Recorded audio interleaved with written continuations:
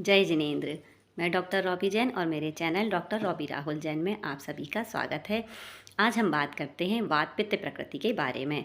द्विदोषज प्रकृति के 3 प्रकार की द्विदोषज प्रकृति बताई गई हैं। इसमें आज हम वात पित्त प्रकृति के बारे में बात करते हैं। हर व्यक्ति के शरीर में वात पित्त कफ तीनों दोष हमेशा उपस्थित रहते हैं, लेकिन जब इन तीनों दोषों में किन्हीं 2 दोषों की प्रधानता अन्य तीसरे दोष से ज़्यादा होती है तो उसके अकॉर्डिंग हम द्विदोषज प्रकृति का निर्धारण करते हैं।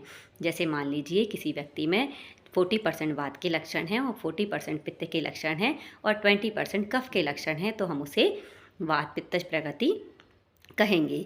इसी प्रकार अगर किसी व्यक्ति में 50% मान लीजिए वात के लक्षण हैं और 40% पित्त के लक्षण हैं और 10% कफ के लक्षण हैं, तो भी हम उसे वात पित्त प्रकृति कहेंगे, लेकिन इसमें वात का डोमिनेंस ज़्यादा रहेगा।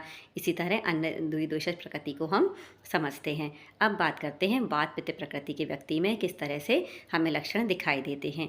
तो सबसे पहले हम देखते हैं वात पित्त प्रकृति के जो व्यक्ति होते हैं वो हाइट में हमें ज़्यादा भी मिल सकते हैं देखने को, कम भी मिल सकते हैं और मीडियम हाइट के भी मिल सकते हैं। वात के गुण के कारण वो हाइटेड हो सकते हैं, कम हाइट के हो सकते हैं और पित्त के गुण के कारण मीडियम हाइट देखने को मिल सकती है। वात और पित्त दोनों के लघु गुण के कारण वात पित्त प्रकृति के जो व्यक्ति होते हैं वह ओवरवेट नहीं मिलते हैं, उन्हें वेट गेन करने में बहुत कठिनाई होती है, उनका वेट बहुत जल्दी नहीं बढ़ता है, वह थोड़े से हमें दुबले या मीडियम फ्रेम के ही नज़र आते हैं। अगर हम बात करते हो उनके बालों की, तो वात पित्त प्रकृति के व्यक्ति के बाल बहुत ज़्यादा अमाउंट में नहीं होंगे, एवरेज अमाउंट में रहेंगे। उनमें कभी ड्राइनेस भी देखने को मिल सकती है और कभी वो ऑयली भी हमें देखने को मिल सकते हैं। स्किन टेक्सचर और स्किन कलर की बात करते हैं तो यदि वात का डोमिनेंस ज़्यादा होगा तो स्किन ड्राई, डार्किश ब्राउन देखने को मिल सकती है, लेकिन यदि पित्त का डोमिनेंस ज़्यादा होगा तो स्किन गोरी और थोड़ी सी रेडिश कलर लिए हुए हमें देखने को मिल सकती है, मॉइस्ट मिल सकती है, ऑयली मिल सकती है, लेकिन स्किन पर एक्ने, पिंपल्स, मोल, तिल ये ज़्यादा देखने को हमें मिल सकते हैं। इसी प्रकार वात पित्त प्रकृति के व्यक्ति जो होते हैं उन्हें वात के कारण जठराग्नि हमारी जो है वो विषमाग्नि होती है और पित्त के कारण जठराग्नि तीव्र होती है। तो इसी तरह हमें उनके भोजन करने में भी विषमता देखने को मिल सकती है। कभी उन्हें बहुत अच्छे से भूख लगेगी, वो ज़्यादा अमाउंट में बहुत अच्छे से भोजन ग्रहण कर लेंगे, लेकिन कभी उन्हें मंदाग्नि के कारण कम भूख लगेगी, वो कम अमाउंट में भोजन ग्रहण करेंगे। कभी उन्हें बहुत तीखा खाने का मन करेगा, कभी कम स्पाइसी भोजन करने का मन करेगा, कभी उन्हें गर्म भोजन करने का मन करेगा, कभी उन्हें ठंडा भोजन करने का मन करेगा।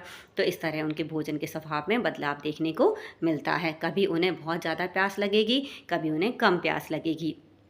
कभी उन्हें बहुत अच्छे से मल जो विसर्जन है वो बहुत अच्छे से हो जाएगा, या कभी उन्हें कॉन्स्टिपेशन मिल सकता है, उन्हें हार्ड स्टूल पास हो सकते हैं, कभी उन्हें डायरिया देखने को मिल सकता है, बर्निंग सेंसेशन देखने को मिल सकता है।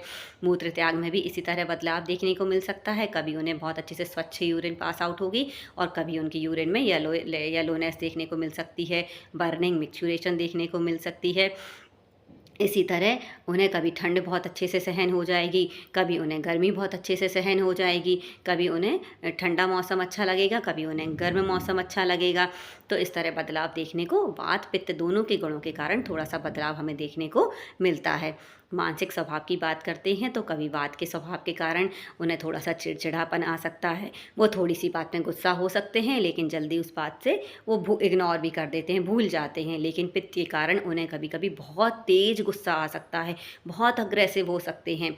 वात के कारण उनकी ग्रास्पिंग पावर अच्छी रहेगी और पित्त के कारण उनकी इंटेलिजेंसी ज़्यादा अच्छी रहेगी, वो अच्छी मेमोरी थोड़ी ज़्यादा रहेगी, वो ज़्यादा समय तक चीज़ों को याद कर सकते हैं। या कभी कभी वात के कारण शॉर्ट टर्म मेमोरी रह सकती है, तो ये बदलाव देखने को मिल सकता है। कभी कभी वह वात के कारण किसी भी टॉपिक पर किसी भी समय बात कर सकते हैं और कभी पित्त के डोमिनेंस के कारण वो किसी गोल को लेकर अपने पर्पसफुल बात कर सकते हैं, फोकस रह सकते हैं। तो इस तरह थोड़ा सा बदलाव देखने को मिलता है। कभी कभी उन्हें किसी गोल के प्रति बहुत फोकस हो जाएंगे और अपने गोल को अचीव करने के लिए पूरा प्रयास करेंगे और उसको पाकर भी रहेंगे, लेकिन कभी कभी वात की चंचलता के कारण किसी कार्य को करने के बारे में सोचेंगे, लेकिन उसको थोड़ा सा स्टार्ट भी करेंगे लेकिन अधूरा भी छोड़ सकते हैं। तो इस तरह का बदलाव हमें देखने देखने को वात पित्तज प्रकृति के व्यक्ति में वात और पित्त के सम्मिलित गुण देखने को हमें मिलते हैं। कभी कभी जिस दोष का प्रधानता रहती है उसके अकॉर्डिंग लक्षण ज़्यादा देखने को मिलते हैं। अब एक बात करते हैं कि अगर दो व्यक्ति हैं, दोनों की प्रकृति वात पित्तज है, तब भी उन दोनों व्यक्तियों के स्वभाव में, व्यवहार में, उनकी लाइफ स्टाइल में, उनकी शारीरिक संरचना में बिल्कुल बदलाव, बिल्कुल अंतर हमें देखने को मिल सकता है। अगर किसी व्यक्ति की अगर हम स्ट्रक्चर को बाहर से देखते हैं तो मान लीजिए उसके बॉडी स्ट्रक्चर में, उनकी शारीरिक संरचना में मान लीजिए वात की प्रधानता ज़्यादा देखने को मिल रही है, वात के लक्षण ज़्यादा देखने को मिल रहे हैं, लेकिन उसी व्यक्ति की मानसिक जो लक्षण हैं, उनका स्वभाव जैसा है, उसमें पित्त के लक्षण ज़्यादा देखने को मिल रहे हैं, तो वह दूसरा व्यक्ति जिसमें बाहरी संरचना, बॉडी स्ट्रक्चर पूरी तरह से पित्त के लक्षण दिखाई दे रहे हैं, लेकिन उस व्यक्ति में मानसिक लक्षण या उसका जो व्यवहार है वह वात के लक्षण दिखाई दे रहे हैं, तो उन दोनों व्यक्तियों की प्रकृति वात पित्तज होने के बाद भी, सेम प्रकृति होने के बाद भी उनकी लाइफ स्टाइल, उनका व्यवहार, उनकी सोच, स्वभाव बिल्कुल डिफरेंट हो जाएगा। इसीलिए प्रकृति का निर्धारण करना थोड़ा सोच समझ कर करना चाहिए और बहुत डीप पेशेंट से बात करके, उनसे क्वेश्चन पूछ कर, उनकी संरचना को देखकर, उनके मानसिक स्वभाव को, उनकी लाइफ स्टाइल को कर ही निर्धारण कर सकते हैं। जब भी प्रकृति परीक्षण कराना हो तो किसी उचित चिकित्सक से ही कराना चाहिए। थोड़ा बहुत लक्षणों के आधार पर अपनी प्रकृति का निर्धारण नहीं करना चाहिए।